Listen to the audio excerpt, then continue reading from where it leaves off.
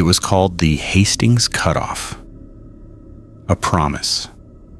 A lie printed in guidebooks promising a route that would shave 400 miles off the wagon journey to California. It was the gold rush, and the promise of a shortcut of getting there first was a siren song. The 90 men, women, and children of the Donner and Reed families listened. In July of 1846, they split from the main trail. They chose the shortcut. It wasn't a shortcut, it was a grave. The path Hastings promised didn't exist. They had to cut their own trail, felling trees, hauling wagons over the brutal Wasatch Mountains. Days turned into weeks. Weeks turned into a month. They were exhausted, their oxen were dying. They finally emerged from the mountains onto the Great Salt Lake Desert. They thought the worst was over. But the desert was a trap of its own. What Hastings had described as a 40-mile dry run was an 80-mile stretch of alkali sand. The sun was merciless. The wagons sank to their axles. They had to abandon them one by one. When they finally reached the far side, they were broken, starving. And then came the final terrible realization. It was October. They were at the base of the Sierra Nevada mountains, and the snow had already begun to fall. Patrick Breen, an Irish immigrant with a wife and 7 children, stared at the wall of white. The snow didn't just fall, it erased. First it erased the trail, then it erased the pines. Finally it erased the sky. For 3 days the world had vanished, replaced by a suffocating silent white curtain. They were trapped at Truckee Lake. They built cabins. They were just crude huts, wagon boxes dragged together, covered in cowhides and canvas, leaning against a large boulder. The cold was not just a feeling, it was a presence, a physical weight, pressing down on the canvas roof. Patrick started a diary. It was the only thing that kept him sane. His first entries were just the weather. Snowed all night, deep snow. Wind from the west, still snowing. No new sign of hope. He didn't write about the other thing, the hunger. The hunger was a character now. It was a visitor sitting in the corner of their dark cabin. It watched them. It changed how they looked at each other. The men who still had strength tried to hunt. They came back with nothing, not a deer, not a bird. The forest was dead. The animals had already fled. They ate the last of the salted beef, then the last of the flour. Then they began to eat the wagon covers. They cut strips of the tough, smelly cowhides and boiled them in snow water for hours. They boiled them until they became a foul, gelatinous jelly. The smell in the cabin was horrific. The smell of burnt hair and boiling glue. The children cried until they were too weak to cry. They just made small, whimpering sounds in their sleep. The first person to die was Milt Elliott. They held a brief service. Patrick read from the Bible, but the words felt hollow. They wrapped Milt's body in a sheet and buried him in the snowbank right outside the cabin. The ground was frozen solid. Patrick watched his neighbor Keseberg watch the burial. Keseberg was a large German man. He was staring at the body, not with sadness, with calculation. His eyes were hungry. A small group, calling themselves the Forlorn Hope, decided to try and walk out. 15 of them.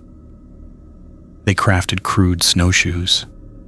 They took 6 days' worth of rations for a journey that would take at least a month.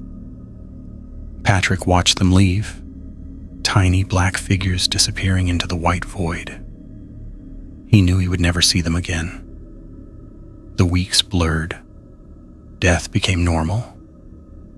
Patrick's own son died in his arms.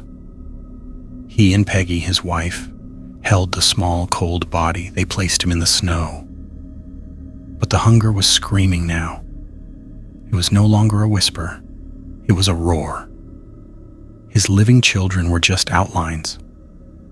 Blue skin stretched over tiny skeletons. Peggy wouldn't look at him. She just stared at the snowbank where their son was buried. He knew what she was thinking. He was thinking it too. It was the only thought left. That night, Patrick heard a sound from the cabin next door. The Keseberg cabin.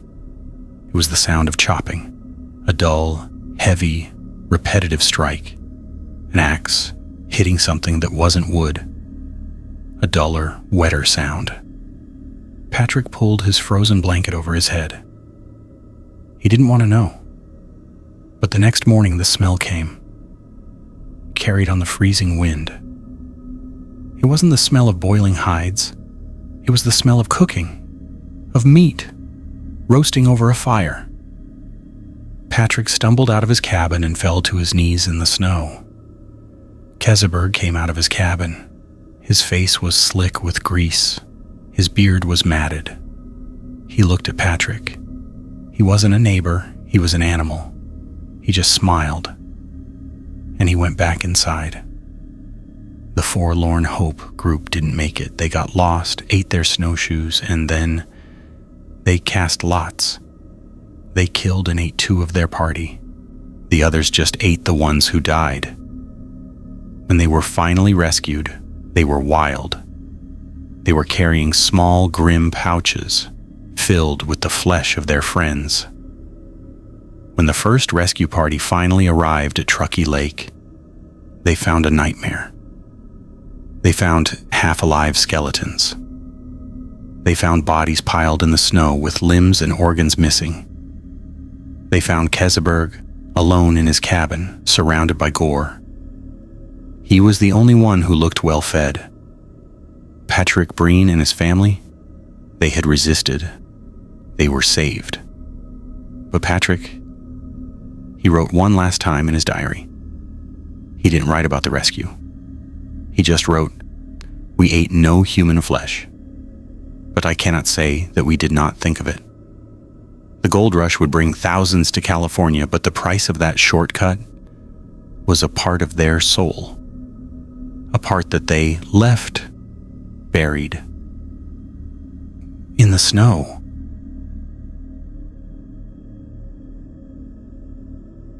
The man who stumbled into the Los Pinos Indian Agency in April 1874 did not look like a man.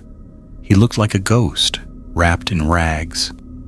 His name was Alferd Packer. He had been missing, presumed dead, for over 2 months. He had set out with 5 other men prospecting for gold in the San Juan Mountains. He came back alone. The men at the agency gave him food and whiskey. Packer drank the whiskey in one gulp, his hands shaking so violently he could barely hold the glass. "A storm," he whispered. "A terrible storm." He claimed his partners had abandoned him. He said he had survived on roots and squirrels. The men at the agency nodded. They had seen men broken by the mountains before, but there was something wrong with Packer. He was gaunt. But he didn't look starved. He looked almost well-fed. He asked for a second bottle of whiskey, and he seemed unbothered. He even offered to sell a rifle, one that did not belong to him. The story didn't add up. The real story had begun 6 weeks earlier in the dead of winter. The gold rush fever was a sickness. It drove men to do insane things. Packer and his 5 companions, Shannon Bell, Israel Swan, James Humphrey, Frank Miller, and George Noon, they were infected. They wanted to be the first to reach the new gold fields, ignoring the season. They arrived at the camp of Chief Ouray, a Ute leader. The chief, seeing the storm clouds gathering, warned them. He begged them. He told them the mountains were no good for man or beast. He said, "You will freeze, you will starve. The snow is 20 feet deep. You will not survive." They ignored him. The fever was stronger than the warning. They bought supplies, and on February 9th, they walked straight into the white, silent hell. For 10 days, they walked. The snow was a trap. It wasn't like walking. It was like swimming in ice. Every step was agony. The wind didn't just blow, it screamed. A high-pitched, tearing sound that never stopped. They were lost, completely lost. The trail was gone. The sun was gone. There was just white. Their supplies were meant for 10 days. The matches were wet. They couldn't start a fire. The food ran out. And the hunger arrived. It was a physical pain, a twisting knot in the stomach. They were 6 men trapped on top of the world. Israel Swan, the oldest, was the first to fall. He just sat down in the snow and didn't get up. They tried to carry him, but they were too weak. They left him behind. His cries followed them for a mile. The hunger changed them. They stopped talking. They just looked at each other. Their eyes were hollow. They looked at Packer. He was the guide. He was the one who said he knew the way. He was the one who had failed them. Shannon Bell, the big man with the red beard, just stared at Packer. His gloved hand never left the hatchet on his belt. Packer knew. He knew what Bell was thinking. It was the same thought that was in his own mind. Who would be next? Packer's confession came later. It was a mess. A tangle of lies and half-truths. He claimed he went scouting, leaving the other 4 at the campsite. He said he was gone for hours. When he came back, it was a nightmare. He claimed Shannon Bell was standing over the other 3 bodies. Miller, Humphrey, and Noon. They were dead. Bell was holding the hatchet. It was covered in red. The snow was red. Bell, he had gone mad. He had killed them. He was roasting a piece of human flesh over a small sputtering fire. When Bell saw Packer, he smiled. He raised the hatchet and lunged. Packer claimed it was self-defense. He claimed he grabbed his rifle. He claimed he shot Bell. He had to. And then he was alone. Alone, with 5 dead bodies. And the hunger. The hunger was a living thing now. It told him what to do. He was a guide. He knew how to butcher a deer. He survived. He survived for 60 days in that desolate camp. He built a small shelter. He ate. When the spring thaw came, he packed what food he could and he walked out. He stumbled into the Los Pinos agency, a survivor, but the lies, they unraveled. A search party went back. They found the campsite. They found the 5 bodies, or what was left of them. Israel Swan had not been left behind. He was with the others.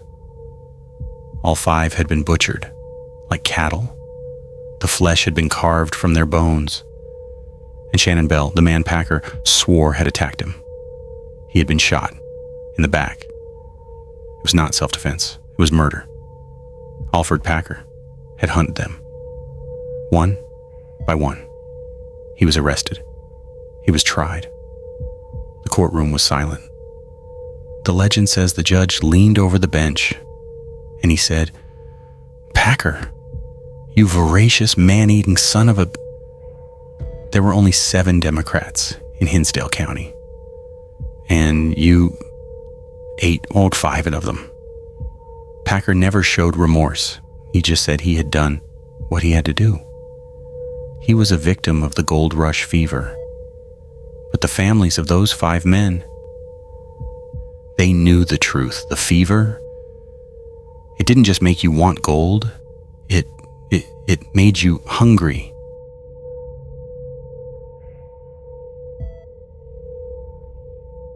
The letters arrive almost every week.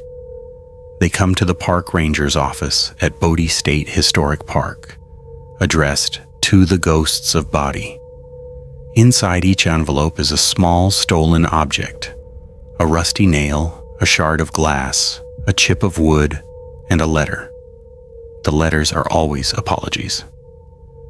"I'm sorry," one reads. "I didn't believe it. Please just take it back. Make the bad luck stop." Bodie, California is a ghost town. It is preserved in a state of arrested decay. Furniture is still in the houses. Goods are still on the shelves. It looks as if the 10,000 people who lived here just vanished.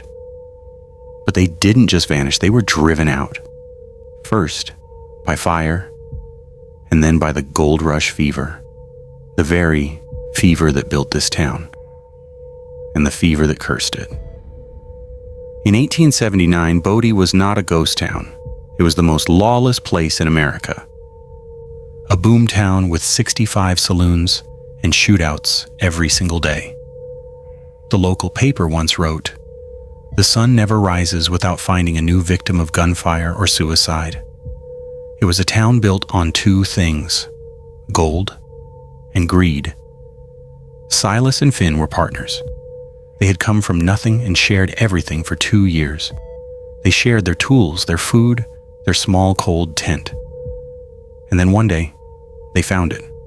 A thick, heavy vein of gold. Not dust, nuggets, enough to make them kings. They smuggled it back to their small cabin late at night, hiding it under the floorboards. And that was when the fever started. Silas stopped talking. He would just sit in the cabin, holding his shotgun, staring at the floorboards. He started watching Finn. He saw how Finn looked at the gold. He saw Finn talking to one of the saloon girls. Was he planning to leave, to take the gold and run? The paranoia started as an itch. Then it became a fire. The fever wasn't about finding gold anymore. It was about keeping it. One night, Finn said he was going for a walk. Silas just nodded. He waited 10 minutes. Then he grabbed his pickaxe and followed Finn into the darkness. He found him by the old mine shaft. "You were going to leave me?" Silas whispered. Finn turned around, confused. "What? Silas? I was just getting some air." Silas didn't hear him. He just saw the gold, his gold. He raised the pickaxe. He brought it down, just once. He dragged Finn's body and the bags of gold, and he threw them down into the black emptiness of the mine shaft. He went back to the cabin. He slept. For the first time in weeks, he had gotten away with it. But Bodie doesn't let you get away with anything. Silas started seeing things. He would see Finn, standing at the end of the muddy street, just watching him. He would see Finn's face in the reflection of his whiskey glass, and then the sound started. It came from under his cabin, a slow rhythmic sound. The sound of a pickaxe hitting frozen ground. A dull thud, a heavy impact. He tried to drink it away, but he could always hear it. The sound of Finn digging his way out. The gold vein ran dry. The town emptied out. A fire burned half of it to the ground. It became a ghost town. Silas was one of the last to leave. He couldn't.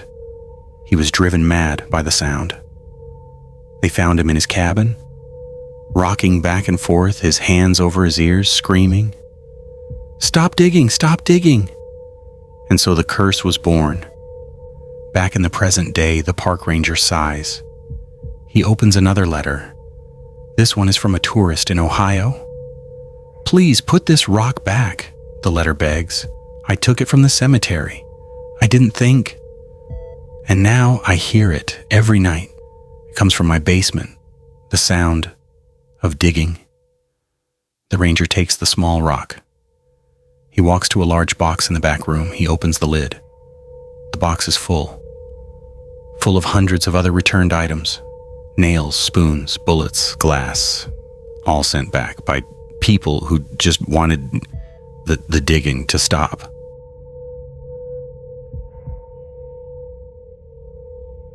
In Colorado, the mountains have names. Some are named for their beauty, like the Maroon Bells. Others are named for the men who mapped them. And a few are named for the blood that was spilled there. It's called Slaughterhouse Gulch, not because of cattle, but because of men. The year was 1874. The gold rush fever was still a raging infection. 4 men, partners, had pushed deep into the San Juan Mountains, following a rumor. There was Jeb, the leader, a hard man with cold eyes. There was Silas, his right hand, quiet and watchful. There was Mickey, the Irishman who sang when he was nervous, which was always. And there was the kid, barely 19, who just wanted to send money home. They had been digging for 2 months. They had found nothing. Their supplies were low. Their morale was gone. The fever was turning sour. They were cold, hungry, and starting to look at each other with suspicion. The partnership was failing. They were just 4 strangers, trapped by the snow and their own bad decisions. It was the kid who found it. He wasn't even digging. He had slipped and fallen near the frozen creek, scraping his hand on a sharp piece of quartz. He cursed, wiping the blood on his pants. But as he stood up, he saw it. It wasn't quartz. In the rock was a thick, yellow scar, a vein of it shining like a serpent's eye in the dull granite. He just stared. He couldn't breathe. He called the others. The fever returned instantly. But it was different now. It wasn't a shared hope. It was a private one. The 4 men stood over the vein, their breath fogging in the cold air. They were no longer a team. They were 4 individuals calculating. They worked all day silently, pulling nuggets the size of a man's thumb from the rock. They piled it under a canvas sheet back at their camp. It was a fortune, enough to make them kings, enough to kill for. That night, the paranoia began. Jeb and Silas, the 2 strong ones, took a walk to check the perimeter. "It's too much for 4, Jeb whispered, his voice barely audible over the wind. "Mickey drinks. And the kid, he's weak." Silas just nodded in the darkness. He didn't need to say anything. Jeb's meaning was clear. "It's a heavy burden for 4, Jeb continued. "But it's a fine retirement for 2. The next morning, Jeb told Mickey to go scout the ridge for a new deer trail. Mickey, happy to be useful, grabbed his rifle and walked off. Silas and the kid continued to dig at the vein. An hour later, a single gunshot echoed down the gulch. The kid flinched. "What was that?" Silas just kept digging. "Just Jeb," Silas said, not looking up.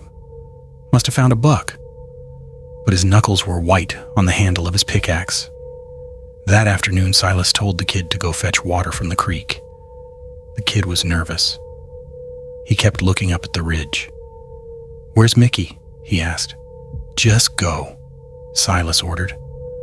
The kid, scared of Silas, took the bucket and went. He knelt by the half-frozen stream. He bent over to dip the bucket in. It was the last thing he ever did. Silas stood over him, the heavy iron pickaxe raised high. He didn't even make a sound. Silas dragged the body behind some boulders. He went back to the vein. He was digging when Jeb returned, alone. Jeb just looked at the empty camp. He looked at Silas. "The kid?" Jeb asked. Silas just pointed at the boulders. Jeb nodded. The partnership was dissolved. It was just 2. They worked until dusk. They had the full pile. They sat by the fire. The gold was in a heavy canvas sack between them. The air was thick. They didn't talk. They just watched each other. The fever was in both of them now. Jeb reached for the coffee pot. "We should celebrate," Jeb said. His voice was dry. Silas watched him pour. "No, thank you," Silas said. "I brought my own." He pulled a flask of whiskey from his coat. Jeb's eyes narrowed. "What's the matter, Silas? Don't trust my coffee?" Silas didn't smile. "Do you trust my whiskey?" It was a stalemate. The two men sat there, frozen by their own murderous greed. Jeb moved first. He didn't go for the coffee. He lunged. He pulled a knife from his boot. He lunged at Silas, but Silas was ready. He raised his pickaxe handle, blocking the knife. The two men fought. They wrestled in the dirt by the fire. It wasn't a clean fight. It was desperate, ugly. They rolled into the embers. Jeb screamed as the fire caught his coat. Silas brought the pickaxe down. Jeb drove the knife up. Silence. Silas, the last one alive, pushed Jeb's body off him. He was bleeding, badly. The knife was deep in his gut. But he smiled. It was all his. He started to crawl. He crawled towards the heavy canvas sack. He dragged himself across the frozen ground. He stretched out his hand, his bloody fingers, just inches from the gold. And he died. Years later, hikers sometimes find that gulch. They don't find gold. The vein is gone, or perhaps it never truly existed, but they say if you stay there after dusk, you can still hear it. You can hear the sound of men whispering, arguing about their share, and sometimes, if the wind is just right, you can hear the sound of a pickaxe hitting frozen ground. The fevers never left that place. The slaughterhouse is still open for business.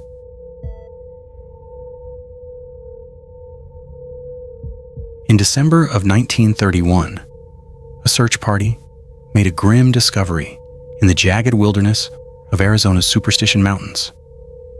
It was a human skull, bleached white by the desert sun. There was a small round hole on the side, just above the temple. A bullet hole. Months later, they found the rest of the body miles away, stuffed under a rocky overhang. The body was headless. They identified the remains. Adolph Ruth. He was a wealthy amateur explorer from Washington, D.C. He had come to Arizona searching for the most famous lost treasure in America. He was looking for the Lost Dutchman's gold mine. The gold rush fever didn't end in the 1800s. It just changed. It became a fever of maps, of secrets, and of curses. The legend of the Lost Dutchman's mine is the most potent of them all. The story is an infection. It begins in the 1870s with a German immigrant named Jacob Waltz, the Dutchman. Waltz, the legend says, found a mine of impossible wealth, a hidden canyon where pure gold veins scarred the rock. But the mine was cursed. It was sacred Apache land. Guarded, they said, by the thunder god. The Apache would torture and kill any who came near it. Waltz somehow got in, took just enough gold to live on, and got out. He died in 1891, taking the secret and a cryptic map with him. He died, and the fever was born. Adolph Ruth was the latest victim of that fever. He didn't need the money, he just needed to be the one to solve the mystery. In the summer of 1931, he acquired a map, a very old, very convincing map, supposedly from the descendants of the mine's original discoverers. He traveled to Arizona.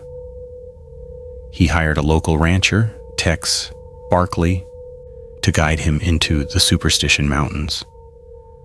Tex pleaded with him. He told Ruth, "It's June. It's 120 degrees out there. The mountains don't forgive. You're not packed for this. This is suicide." Ruth just smiled. He was 66 years old. He was on the verge of the greatest discovery of his life. He was not going to be stopped. He had the fever. He told Tex to drop him off at the trailhead. He would walk out alone in 2 weeks. He packed his supplies and he walked into the desert. He was never seen alive again. We can only imagine what those next few days were like. We can only follow the madness. Ruth followed his map. The heat was not just heat. It was a physical weight, a shimmering wall of fire. He would have run out of water by day 3. The paranoia would have set in. The Superstition Mountains are a maze. The rocks all look the same. The heat plays tricks on the eyes. He would have seen things. Shadows moving on the high ridges. The ghosts of the Apache watching him. The ghosts of all the other prospectors who had died there telling him to turn back. But the map kept him going. He found the landmarks.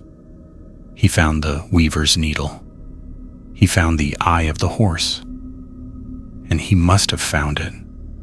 A small hidden canyon. A dark hole in the rock. The entrance to the mine. We know he found it because when the search party finally found his body, they also found his checkbook. In his pocket was a note, the last thing he ever wrote. His handwriting was shaky, delirious. It just said, Veni Vidi Vici. I came, I saw, I conquered. And in that same pocket was a small, heavy leather pouch filled with nuggets of the purest, richest gold the coroner had ever seen. He found it, he conquered it, but he didn't get out. Someone, or something, was waiting for him. They shot him. They took his head, they took the map, they left the gold. As a warning, the fever had claimed another victim. The mine was found, and the mine was lost again.